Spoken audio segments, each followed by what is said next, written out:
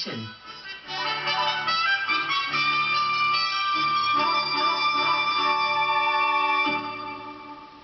Nick Robinson, BBC News, Westminster. Anyway, I said I'd be wearing this. Look at these headlines. Government in crisis. NHS reforms planned. What year are we in? 2063. Look, personal jetpack. Still not invented. Well, no point hanging around here then. Can we go back to the 19th century? Oh, I couldn't look at another bonnet. 2013. If we must. Have I got news for you? Tonight at 9 on BBC One. Portion of chips, pork is a la carte. How do you like your pub food? With salad? With chips? Or with 2 Michelin stars? That's the best food I ever had. Proper bowl of delight. Tom Kerridge's Proper Pub Food continues Monday at 8:30 on BBC Two and BBC Two HD. Tonight on It Takes Two, I'm joined by Hollyoaks hunk Ashley and his partner Ola. Plus, I'll be getting the very latest news from Elstree with Ben and Christina and Mark and Rebecca. And I'll be striking a pose with Julian McDonald and his partner Jeanette. That's It Takes Two with me, Zoe Ball, tonight at 6:30 on BBC Two.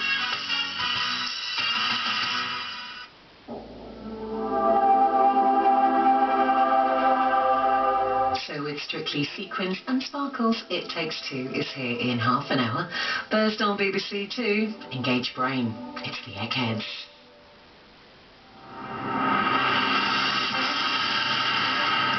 These people are amongst the greatest quiz players in Britain. Together they make up the Eggheads, arguably the most formidable quiz team in the country. The question is, can they be beaten? Welcome to Eggheads, the show where a team of 5 quiz challengers pit their wits against possibly the greatest quiz team in Britain. They are the Eggheads. And challenging our resident quiz champions today are the Foundation of Eggsellence. This team of colleagues all work for the Foundation of Light, which is the charity arm of Sunderland Football Club. Let's meet them. Hi, I'm Ev, I'm 50 and I'm head of Raising Standards. Hi, I'm Phil, I'm 29 and I'm head of commercial. Hi, I'm Melanie, I'm 48 and I'm head of HR. Hi, I'm Ken, I'm 30 and I'm the development director. Hello, I'm Steve, I'm 54, I'm the health and fitness manager. So Ev and team, welcome. Great to see you. So all brought together by the Sunderland Football Club. That's right, we work for the Foundation of Light, which is the football club's charity arm. And we work with people both young and old. Last year we worked with over 42,000 people in the community, helping build confidence, helping them achieve qualifications, helping them to get back into work. You sell it well, I must say. Didn't need any prompting there at all. Oh, we're very passionate about what we do. I could tell. And do you do quizzes as well? Not together we don't, sort of individually. Do you ever run quizzes for the charity or not? Well, we do actually. We run quizzes for our corporate members. I was involved in one last year with Steve at the back, and we produced all the questions and ran the quiz, and it went down very well, didn't it, Steve? Very good, very good. Would you have this lot along to one of your quizzes, or would that just be too frightening? We would definitely have you along to one of our quizzes, for sure. OK, we'll beat them here today, and then they'll do anything you ask. Every day there is £1,000 worth of cash up for grabs for our challengers. If they fail to defeat the Eggheads, the prize money rolls over to the next show. So, Foundation of Excellence, the Eggheads have won the last 19 games. So that means £20,000 says you can't beat them today. Would you like to try? Definitely. We certainly would. OK, the first head-to-head battle is on the subject of music. So who would like this? Oh, music. Music. I'm happy to do music. Are you doing music? I think you should. I think so. Would be awesome at music. I'm happy to do it. Yeah. I'm happy to do music. Yeah, music. Phil? I'll take music, yeah. And against which Egghead? You can choose any of them on music. Kevin? I think Kevin's good at music. It's up to you. Kevin? We'll go with Kevin, please. Right, the name just came straight out there. OK, they got round to you, Kevin, on music against Phil from the Foundation of Excellence. And just to make sure there's no conferring, would you please take your positions in the question room? OK, Phil, we're on music. So you can choose the first or second set of music questions. I will go for the first set. OK, Phil, good luck. In 1980, Splodgeness Abounds had a UK hit with the song 2 Pints of Lager and a what? Cheese sandwich, please? Packet of crisps, please? or glass of wine, please? Okay, I haven't heard of the band before or the song. I know a kind of a well-known phrase would be followed by packet of crisps, please, and there's also a TV programme named after that. That's where my feeling lies, so I'm going to take a little bit of a punt and go for packet of crisps, please. Packet of crisps, please, is the right answer. I can see that. It's an age thing. I can see the ones who know that in their sleep they can answer that. But you're too young. Anyway, you got it right. Well done. Thank you. Kevin, Unapologetic is a 2012 album by which artist?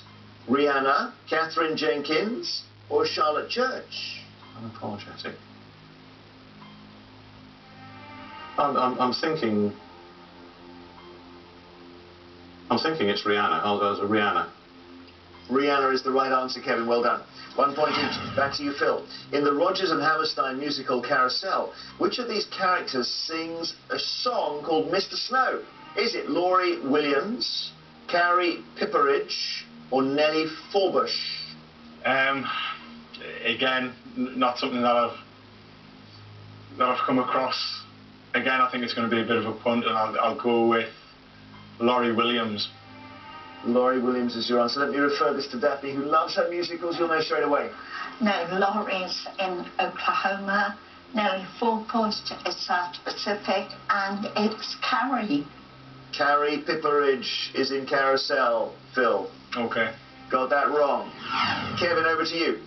Under what group name did the Grammy Award-winning singer-songwriters Joy Williams and John Paul White release their 2011 album Barton Hollow? Is it the Civil Wars, the Swell Season, or Band of Horses? I don't know it, but when the choices came up, one of them sort of jumped. I'm hoping that's an instinct, so I'll say the Civil Wars. Eggheads, is he right? Yeah. I think he is. Yes, you're right, Kevin. Civil Wars it is. You take the lead. So, Phil, you need this point now to stay in the contest. Come on, Phil. Come on, Phil. Sorry, that was your... I'm joining in with your team. I'm completely impartial here. Okay. The composer, Jacques Offenbach, was a virtuoso soloist on what instrument? Cello, trombone, or bassoon? For some reason, I don't think it would be bassoon, so I'm edging towards cello over trombone. I think I'll go for cello. Cello is the right answer. Brilliant. We've got a good football terraces cheer there. Okay, now you have to hope that Kevin gets this one wrong, otherwise he is in the final round. Kevin, your third question. In the first ever official singles chart, published on the 14th of November 1952, which artist had 3 singles in the top 10? Was it Nat King Cole, Rosemary Clooney, or Vera Lynn? I'm sure I should have come across that, but no, I'm struggling. 1952, possibly slightly... Oh, I don't know. I was going to say possibly slightly early for Nat King Cole, but no. I'll try Nat King Cole, but without any confidence whatsoever. Anyone know on this side? Rosemary Clooney? No, you're all wrong. It's Vera Lynn. Yeah. Vera Lynn. I was edging you. So you've managed to hold him off there, Phil. Well done. Now you've got to win the round. You've gone toe-to-toe with him over 3 questions, and now we go to sudden death. It's a bit harder because I don't give you alternative answers, all right? Your question. Which Oasis song was in the charts in 1995 at the same time as a cover of it by the Mike Flowers Pops? I think I know this one. It's obviously early Oasis. Oasis is one of my favourite bands as well. I've seen them a couple of times. I'm going to say Wonderwall. Wonderwall is correct. Well done. I love the enthusiasm. This is good. Okay, Kevin, if you get this wrong, you're out. Which English electronic music duo, consisting of brothers Phil and Paul Hartnell, took its name from the M25 motorway? I'm assuming that must be Orbital. It is Orbital. Well done. Okay, Phil, your question. The songs Relight My Fire and Babe first appeared on which Take That album, released in 1993? I think Pray may be one of their album titles, and probably from around that period as well, showing my shamed following of Take That there by naming some of their songs. So I'll say Pray. I can see you're torn between getting the answer right and destroying your credibility, and getting it wrong and possibly crashing out. It's not Pray, it's Everything Changes. Okay. So Kevin, if you get this right, you're in the final round. What is the name of the musical by South Park creators Trey Parker and Matt Stone, Kevin, that won 9 Tony Awards in 2011? Well, that would be The Book of Mormon.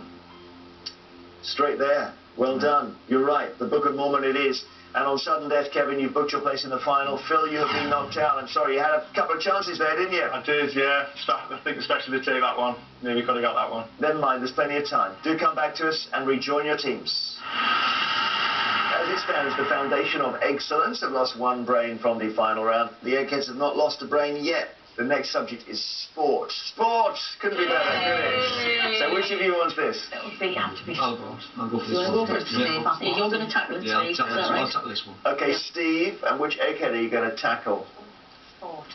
Sliding tackle. Judith smiling. Judith. Yeah, she's Judith. Judith, please. Take on Judith. Go for Judith. Despite the fact that I was smiling, that was meant to indicate I know all about football. So Steve from the Foundation of Excellence versus Judith from the Eggheads on sport, the dreaded sport. To ensure there is no conferring, would you please take your positions in the question room? Steve, you can choose the first or second set of questions. I'll go first, please, John. Here we go. Good luck, Steve. On a pole vault competition scorecard, what does an entry of NH mean? Is it nearly heavenward, no height, or naturally helped? Nearly heavenward sounds a little bit too far out there. No height could relate to knocking the bar off. Naturally helped. I don't think you naturally help yourself using the pole vault itself. So I think I'll go for no height. No height is correct. Okay, Judith. Who won the gold medal in the men's long jump competition at the 2012 Olympic Games? Was it Will Clay, Greg Rutherford, or Mitchell Watt? That was Greg Rutherford. Greg Rutherford is the correct answer. Nice bloke as well. Okay, Steve. In 2011, Karen Espelunt became the first woman on the executive committee of which international sporting body? Is it the IAAF, UEFA, or the IOC? I'll believe that the IOC would have existing members. UEFA, from experience, tends to be male-dominated. I don't get the problems for saying that. I'm going to go with the IAAF. Interesting, because I thought you're wrong actually, and I thought you were heading towards the right answer with your male-dominated remark, because that must explain why UEFA was so late in having a woman on the executive committee. The answer is UEFA. Okay, Judith, which of these races did the British driver Derek Bell win 5 times? Is it the Monaco Grand Prix, 24 Hours of Le Mans, or Indianapolis 500? I mean, the British are some very good at the Monaco Grand Prix, aren't they? I mean, I'm assuming that he was quite a long time ago. I don't know, it doesn't ring any bells with the Monaco Grand Prix. I think I'm going to go out on a limb and hope that it's the Le Mans. You snaked your way around the corners to that answer. Took some blind corners along the way. 24 Hours of Le Mans is correct. No. Come on. Yes, seriously. Hooray. Now she's gone ahead, so this is awkward, as they say, Steve. Because if you get this one wrong, you're out. Who did Steffi Graf defeat in the final to win the gold medal at the 1988 Olympic Games? Was it Arantxa Sanchez Vicario, Mary Pierce, or Gabriela Sabatini? Arantxa Sanchez Vicario is more recent. Mary Pierce, I believe, may have been from a few years ago. And Gabriela Sabatini was around about that time. I think tennis isn't my game, so this is a stab in the dark with Mary Pierce. It's wrong. Gabriella Sabatini. Again, actually, I thought you were heading in that direction from your logic. You wound back to Mary Pierce, and that means I think this is 2 sports you've won. Judith, 3 in a row. You're counting, are you? Yes, of course I'm counting. 3 sports in a row. My goodness, it's your new best subject. So Judith is in the final. Steve, I'm sorry she's knocked you out. Doing very well. And please, both of you, come back and rejoin your teams. So, as it stands, the Foundation of Excellence have lost 2 brains from the final round, while the Eggheads have not lost a brain so far, but don't be disheartened. The next subject is science. Ooh, intake of breath here. Do you want to take it, Ken, are you going to take it on? It depends on what's up. I mean, I can take it if you want. You going to take it on for kicks? Just for kicks? Yeah, I'll take it, Jeremy. Ken is going to do science. Against which Egghead? You've got to choose between Dave and Daphne and Pat. Do you want it? Daphne. Daphne. Ken from the Foundation of Excellence versus Daphne from the Eggheads on science. Let's see how you both do. Please go to the question room. Ken, you're on science, and you can choose the first or second set of questions. And I'll stick with the plan and we'll go first, please. Okay, good luck. And here we go, Ken. What aspect of a mammal's anatomy is known as the rhinarium? Is it the opposable thumb, moist nose, or retractable claw? Okay, well, I think I would go for moist nose because that's the start spelling of rhino. Complete guess, though.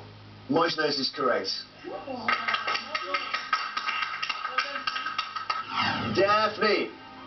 Brontosaurus, the former name for the Apatosaurus, derives from the Greek for what? Speedy thief, 3-horned face, or thunder lizard? Thunder lizard. Thunder lizard is correct. Ken, what is the unit of weight equivalent to 50 milligrams that is used to measure pearls? Is it the metric coin, metric grain, or metric leaf? My mother would kill me for not knowing this. Grandmother as well, they do like pearls, but I think in terms of powers of deduction, I think all of them I don't have any sway towards it either. I mean, metric leaf, I would normally see a leaf gold, but I'm more led towards metric grain because pearls in terms of grain similar to sand, etc. So I would say metric grain. You got it right. Well done. Your mum will be happy. Mother and grandmother will be pleased. Metric grain is correct. Daphne, what is the scientific name for a depression or hollow in a bone? Is it mesa, nixa, or fossa? I think that is a fossa. Fossa is correct. Unerringly there. She is good. I didn't want to mention it, but she's good at science, Daph. Okay, Ken. Spiracles are openings on the surfaces of some animals that usually serve and lead to what specific bodily system? Respiratory, excretory, or nervous? I'm going to try and adopt what I did in one of the earlier questions, which is when you said spira. I'm looking at respiratory because of that. I know obviously there's ventricles in the blood, and I would probably lead towards respiratory, if anything, Jeremy. Sometimes that's how you play the game. You see spira and it's in respiratory, and you're absolutely right. You've got 3 out of 3. Well done. Very, very good indeed. Okay, so Daphne's under pressure. Let's see whether she can come through. Daphne, which group of more than 1,000 stars, of which 6 or 7 can be seen with the naked eye, appear in the zodiacal constellation Taurus? Is it Pleiades, Coma Berenices, or Mezatim? I think the Pleiades are in Taurus, so I go for Pleiades. You're correct. Pleiades is right. You both got 3 out of 3. Sudden death again. Here we go. The compound known as slaked lime is a hydroxide of which element in the periodic table? I would say carbon. No, it's calcium. Daphne, your question for the round on science. What bluish-coloured dye, previously obtained from plants such as Isatis tinctoria, was synthesized by the German chemist Adolf von Bayer in 1880? Indigo. If you have got this right, you're in the final, Daphne. I've got here indigo. So Daphne, you're in the final round. Sorry, Ken, been knocked out by our Daphne, beaten by our Egghead, and as a result you won't be able to help your team in the final round. Ken and Daphne, do come back to us here. The Foundation of Excellence have now lost 3 brains from the final round. The Eggheads have still not lost a brain. Who knows what's going to happen next? It's politics we're doing now. Who would like politics? I think that'll be me. Okay, Ev on politics, against which Egghead? And you can have Pat or Dave. Tremendous knowledge, Dave. I'll take on Pat, please, Jeremy. Okay, so it's Ev from the Foundation of Excellence versus Pat on politics. Please go to the question room. Simple question first. Do you want to go for the first or second set of questions, Ev? I think I'll go first. I'd rather go home, but I'll go first. Okay, good luck. What term is often used to describe strikes that are spontaneous and unauthorized? Pussycat, black cat, or wildcat? Right now then, I'm immediately drawn to wildcat. Black cat, all I can think about is obviously Sunderland Football Club, because we're called the Black Cats and we don't strike. Pussycats, that doesn't sound to me like something that's spontaneous. Wild does, so I'm going to go for wildcat. Yes, you're right. Okay, Pat. Who in the House of Commons is regularly allowed to ask up to 6 questions during Prime Minister's questions? Is it the Leader of the Opposition, the Speaker, or the Father of the House?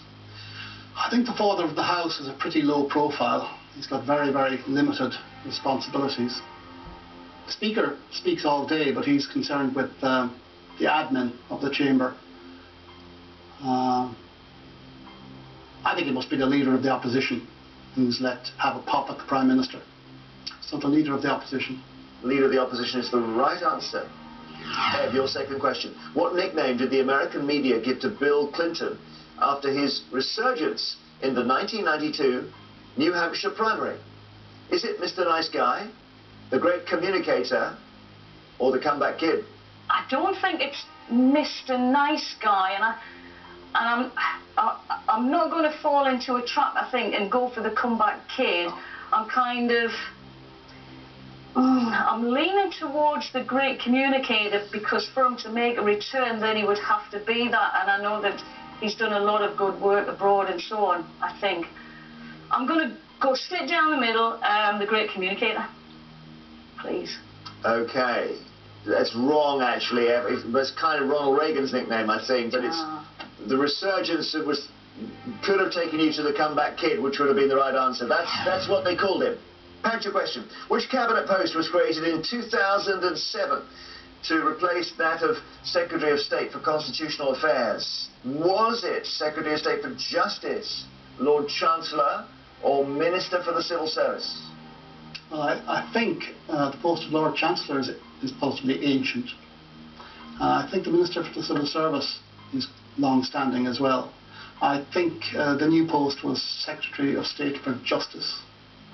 Secretary of State for Justice is the right answer, Pat. So Pat pulls into the lead here, Ev. This means we need to get this one right. Okay, we don't want to lose you. Which Westminster parliamentary constituency was the safest Liberal Democrat seat following the 2010 general election? Was it Merthyr Tydfil and Rhymney, Fermanagh and South Tyrone, or Orkney and Shetland? I have absolutely no idea, so my guess is going to be based on which place I would probably like to visit in the summer, if it's sunny. Definitely not the Orkneys and the Shetlands, because it's always snowing up there. Ireland or Wales? Do you know, I'm going to go for Fermanagh and South Tyrone. The Northern Ireland answer took you in the wrong direction, although it might well be the nicest place to go in the summer. It's not the right answer. They're strong in the north of Scotland. Orkney and Shetland was the right answer, Ev, sorry.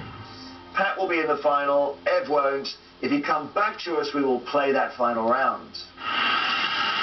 So this is what we have been playing towards. It is time for the final round, which, as always, is general knowledge. But I'm afraid those of you who lost your head-to-heads won't be allowed to take part in this round. So I'm afraid that's 4 of the 5 of you there. Ev, Phil, Ken and Steve from the Foundation of Excellence.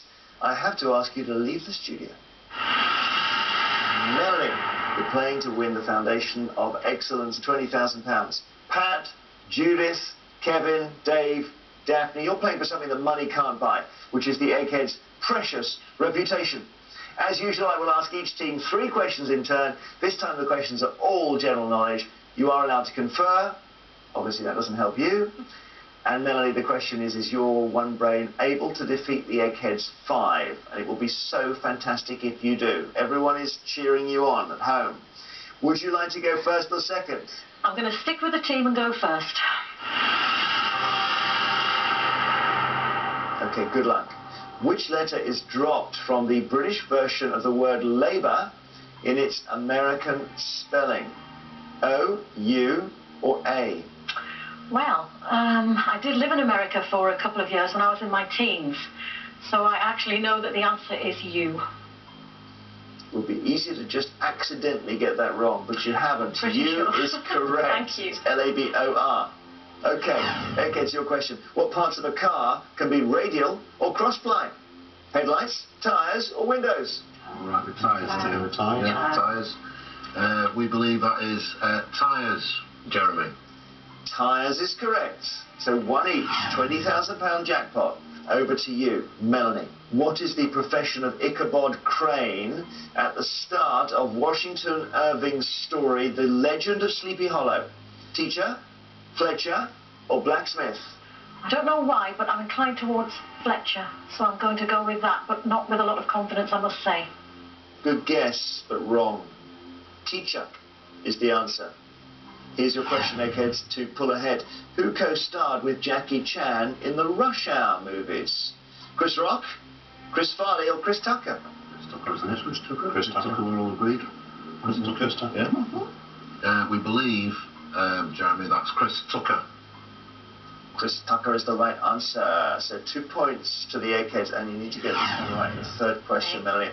Don't worry, they will not blame you if you get it wrong, because they aren't here to help. How many vertical pegs are normally used in the mathematical game known as the Towers of Hanoi? 3, 10, 24? I don't think it's 24. I'm feeling either 3 or 10. I think I'm just going to have to go for 3, Jeremy, because I really don't know, and I can't think of anything that I can base an answer on. So I'll have to say 3. 3 is your answer. Do you know the answer, Eggheads? It's 3. You're right. Oh. He's there right and you're right. 3 is the answer. Thank you. Eggheads, if you get this one wrong, we go to sudden death. £20,000 we're playing for. The Utanagan is a breed of which domestic creature? Dog, budgerigar, rabbit? Never heard of it at all. The word sounds like an American Indian word, Yeah. but that's just a vague Yeah, thing. because you think of No. utes. Yeah, so I mean, I'm not in doubt of it. Where do rabbits come from? They're European, aren't they? yeah. European, are they? Utanagan. Budgerigar is Australian. It Yeah, didn't sound It especially doesn't sound Australian. right for a budgerigar, does it? No. It doesn't sound... Oh, it could be a Japanese dog. No, I'm well. I got a faint preference for Do you dog. think it's... Nothing. Do you think it's... So So we'll go through the team. Let's do scissors, what's it? No, what are you saying, Pat? Guess for dog. What, Yeah. Judith? Dog. Dog. Majority says dog. Yeah, but Ken says dog. Right. We do not know, but the majority say we're going to go for dog. I don't know how you do it, Eggheads. The answer is dog. You've got it right. We say congratulations, Eggheads. You have won.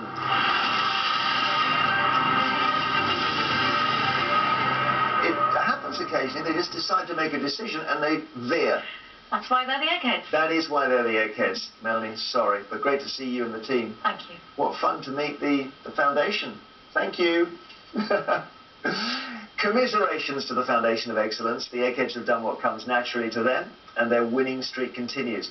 So I'm afraid that means you won't be going home with the £20,000, and the money rolls over to our next show.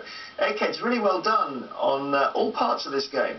Who, I wonder, will ever beat you. Join us next time to see if a new team of challengers have the brains to defeat the Eggheads. £21,000 says they don't. Till then, goodbye.